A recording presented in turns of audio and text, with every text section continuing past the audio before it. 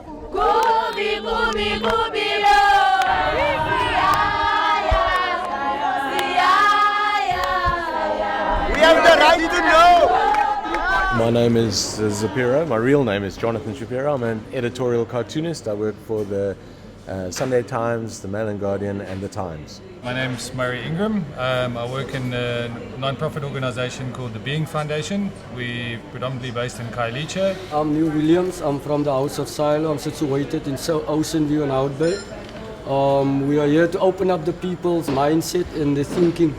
I'm Gary Attenberg, chairperson of the Newfields Village CRC, as well as the regional coordinator of the Western Cape Anti-Eviction Campaign. My name is Andre Nicholas. I'm doing voluntary work for the community. My name is Donovan Summers. I'm from the East Street Anti-Eviction Campaign and the secretary. Okay, I'm Lucky from Khayelitsha Forum. I'm one of the activists. My name is Kwajo Ofori-Owusu and I'm a student at UCT and I'm part of the UCT branch of the Students for Law and Social Justice. My name is Christopher Vertain. I'm from East Street Community. We're fighting evictions and housing corruption. My name is Mary Jane Matsolo. I work for an organization called the Treatment Action Campaign and I do policy communications and research work in Khayelitsha. It's actually unbelievable that we are here again. I mean, I started out, when I spoke there just now, I was just so amazed that there I saw somebody that I got arrested with in exactly 27 years ago. In fact, it was on the 29th of October in 1983, and now it's the 27th today, so it's less 2 days. And then I saw another person who I was arrested with on that same day. And there they were out again, and there was, I mean, as I mentioned Kada Asmal, to see somebody like Kada Asmal having to get up there and do that with everybody in front of Parliament, and policemen who he knew, he went up to some police, he went up to some policemen who he knew to say hello, and they just looked down. And that to me represented what is happening here. The walls that government is putting up, the secrecy is absolutely tangible.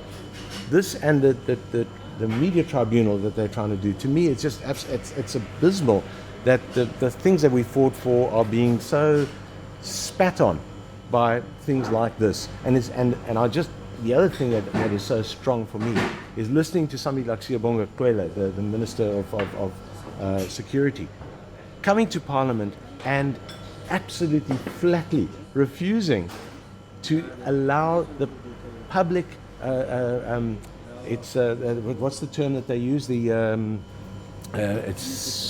It's for the public good. I forget the term. He refused to allow that aspect of the bill to be changed at all. And clearly it's about hiding stuff. I mean, his wife happens to be in this major drug thing. She may well be convicted of getting a drug mule. This stuff it's outrageous. It can be viewed as a subtle form of dictatorship, because now it's sort of like, what is it that they've got to hide? Why infringe our rights to know? Because we fought so hard for the freedom of press. Why now all of a sudden? What is it that they're so scared of us discovering that they had to impose a law like this? Particularly, coming from an NGO that deals with HIV and AIDS, we've learned from our past experiences. Our past government was an AIDS denialist government. It was through openness and open engagement with them that we have now scourged and sort of like are seeing reverse effects of the spread of HIV and AIDS through open talk, through engagement, through knowledge, open knowledge, that people have access to it. And that's why we have to stand together and condemn this. We absolutely have to condemn it, because if now government dictates to us the terms and what it is that they can give to us and what it is that they cannot give to us, most of the time it will be, we want the information that they classifying it as classified information, and that's not what we want, because then we can't get to the roots of the problem, so that to be an effective watchdog, because we know that South Africa has got one of the most corrupt leaders ever, and if they hide this corruption, then if the whistleblowers are hidden, then this information will never come to us. And we rely on this information to take these things to the street, because at the end it's a normal person on the street that gets to decide how this country needs to be run.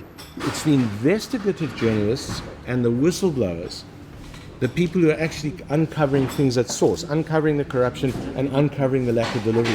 It's those people who are going to be stuffed up by this bill, and then all of the rest of us, because we don't hear. And I'm one of those, because I'm not a reporter, I'm a commentator, I'm a visual columnist. So we, along with everybody else, will be stuffed up by it. Then with the media tribunal, they are then talking both about reporting and about commentating, criticism, satire. So, but altogether, these things are a massive shutting down of society, and we'll all be the poorer for it.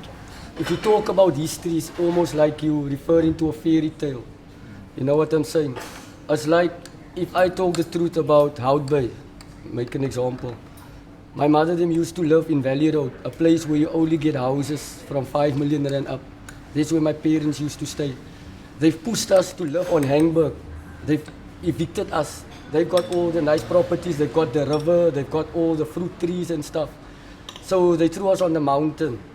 You know what I'm saying? Now, at the end of the day, through the secrecy, to the secrets that there is around, all the mountains in Houtbay is already sold. They every time tell us it's private developers, private owners. Now my question is, if it's so right, and if it's so rightfully your mountain, whoever the owners are, if it's so rightfully your property, why do you remain private? I mean, if it's yours, you would feel happy to say it's my property that. But because they know it's stolen property, they know they haven't dealt fairly, that's why they've been selling the ground secretively. The newspaper on Monday said that in 2006 already, the DA has confirmed and have given the private developers the go-ahead to construct whatever structures on the Sentinel. It's been a secret. Our people have been shot, our people have gone through a lot of stuff. They're actually trying to cover up the secrets. And for me, the secret is based on corruption. Yeah, because, I mean, how can government give people houses and they give you like a subsidy and all that, but nobody knows where the subsidy have gone? And now they're trying to evict us because somebody ran away with the money, and now they're trying to get the money from the residents, and we refuse to pay, and now we feel as my brother from Houtbay that, you know, they're just trying to evict us. But we won't allow this, and we won't allow the next generation to suffer in this. I mean, it has to stop. It's more indicative of the leadership style in general that we have in this country. You know, in their circumstance, when I saw what was going on, it just, to me, the first thing was that in a modern democracy, we shouldn't be shooting rubber bullets at our citizens. You know, we shouldn't be dealing with citizens in that manner. We should be dealing through dialogue. We should be dealing with our collective humanity. And we should be having a leadership that basically is understanding of the fact that we should be working together, that we've gone through this, that our parents have gone through this, and me working directly with youths. What I'm seeing is youths that are completely cut off from the general society as a whole. You know, they have no access to anything beyond just whatever terrestrial channels they're able to receive and newspapers, and it's the only way they can get to understand what's going on, you know, how they can actually empower themselves to get to a new level beyond just getting an education and getting what what we'd expect out of a general democracy. And to me, it's really indicative of how our leaders are viewing us as people, that they don't feel that we have the right to actually be involved in the way that our society is constructed, the way that we are actually going about things, from the way that business is being done, from the way that housing is being done, and the way that education is being done. That is this really authoritative leadership style. And it's, we make the decisions and you guys follow. When I was in detention without trial in 1988, the first question that I was asked in interrogation by these security policemen was, why do you draw us as pigs? And I said, I draw what I see, which obviously they didn't like. And then they put me in solitary confinement. The thing about that was that people don't like being exposed for what they are. I mean, so we saw those security policemen as pigs. It was something that was first started in America in the late 60s, early 70s. And that's how we referred to police as pigs and security police. Now, I'm busy drawing cartoons now of the new order of people who I supported, people who had values that I have supported as well, and people who should know better. And I've been drawing them as pigs at the trough. Different kind of pigs, not police pigs, but people who become fat cats, become many times empowered, and are trying to prevent the proper flow of delivery. They are keeping whatever they can for themselves, for their families, for their friends, for their cronies. We've got crooked arms deals, we've got corruption. That connection for me was incredibly strong. The hiding of people who expose, either through facts that they uncover, classified information that people need to know about the corruption that's happening, or through criticizing them for doing whatever they're doing. They just want to shut all that down. So for me, that is a very, very powerful thing. And speaking from a law student's point of view, I'm a second-year student right now, and I hope one day to be able to practice in the field of public interest law, and just being able to see this kind of piece of legislation being put out there is extremely scary. When on the one hand this is our book, this is like the Bible of the country. This is the Constitution, and it expressly protects the freedom to access to information from the state. And it's there for a reason, because of the fact that we're, as citizens, we're meant to hold government accountable because they're representative of us. Then you come to something like this today, a protest with people from all sectors of society coming together and saying that this is not what we want. And yet it's Parliament, and yet it's government who are supposedly our representatives who are putting this forward. I don't know how representative that is of us if all sectors of society are coming together and saying that is not what we want. We don't want to be gagged. We want to have the information out there. For me, it's just a very, very scary piece of legislation, and it really is something that's going to hide. And it's gonna hurt society a whole lot more than what they claim it's gonna try and protect. What makes this special in the whole world is they say it's the most liberal, the Constitution, because of the Bill of Rights. But now if I think back what Martin Luther King was saying, what's happening now is he was saying an injustice anywhere is a threat to justice everywhere. So this is the injustice that is the journalist is facing, and we are facing. So now you ask yourself, then this is a mockery of, soos hulle sê, dis eye blind, hulle camouflage us. So now, how are we going to survive? I mean, we that has this, what was blessed by them with some form of, understanding of the issues. How are we going to be able to tell our kids, when classified documents will be like criminal? I mean, hey, I see. I think the bill is actually going to have the opposite effect to what the government's setting out to do. And what it's doing is driving all of us into activism, into proactive activism. And it's making us as collectives from all walks of life actually get together and say, well, if this is how it's going to be, we've learned how to overcome this in the past from, even if we're young, from our parents, etc. And we're going to go and actually say, look, this is what everybody fought for, and this is going to be how the collective react to it. My dream is for us as South Africans and to be leaders of actually the way that Africa looks at our collective humanity, for us to go beyond this kind of suppressed anger that all of us have. My dream would be for us all to be equal and for righteousness to rule amongst us. My dream is to inherit the wind, follow the breeze, look to the rainbow, and dream.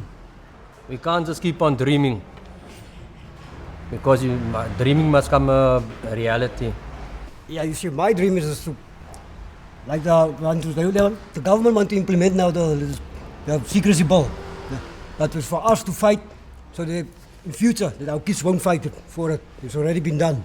My dream is to be united as a rainbow nation, all living in nine provinces, whatever. No. My dream as well is guided by the spirit of Ubuntu, which seeks to have everybody understanding that we're all interconnected, we're all human together. And if we take it back to this issue, we're all South African together. And my dream is that we would all realize that and fight our common enemies as South Africans together. My dream is to let us live in our land and eat the fruits of the land as well. My dream is for us to realize what a beautiful country that we have, and instead of ripping it apart with wanting ownership of certain things, to just step back and appreciate it and unite and enjoy it together.